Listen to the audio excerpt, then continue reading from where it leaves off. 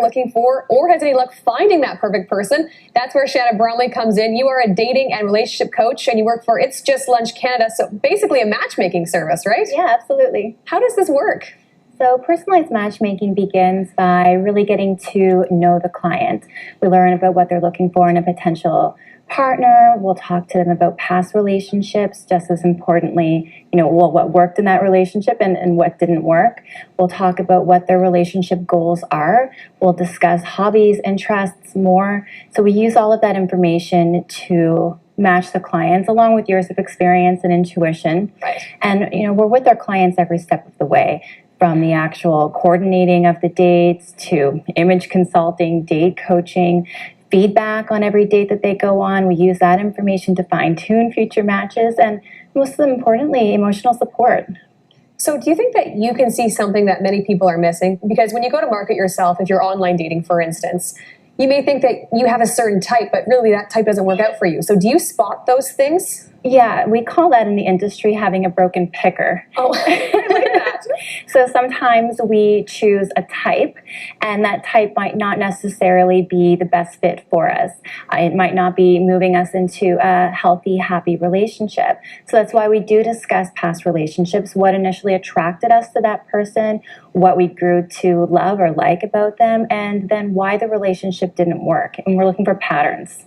So if you are an average person that hasn't used the matchmaking service that you work for yet, how can you become a better picker? We have lots of avenues available to us in the search for love nowadays. There is online, there is apps, there's friends. Friends are great too, because at least you have that assurance there that this person is maybe the intention that you're looking for. It's really about tuning in to yourself too. A lot of people want to keep that warm, fuzzy feeling and are scared to ask the tough questions. So it's important to really check in and say, is this serving me? Is this person's and my values in alignment with one another? And picking the proper dates to get to know somebody would probably be a really big part of this as well, right? What do you suggest for a great first date?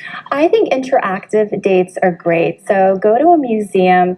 I think when you are sitting across from one another in an interview-like state, you're not really being yourself because you're not relaxed. So if you can do something interactive, like go to an art gallery or a museum, you're walking side by side and you really get to see more about who a person is with their actual demeanors and their attitudes. Right. So say you know somebody very well because you've been married for a number of years. Mm-hmm. Do you have any tips to keep the spark alive or to fall back in love?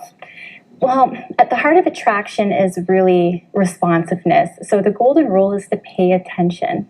Really just check in with your partner, learn, be their partner's safe haven.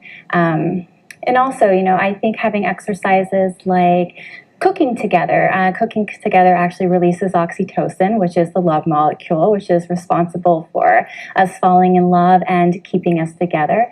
It also strengthens communication skills, from the picking out of the recipe to the actual preparation of the meal.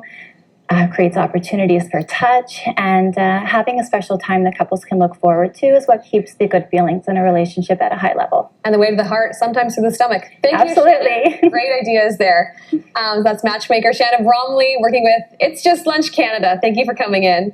We're taking a break. Here's a look at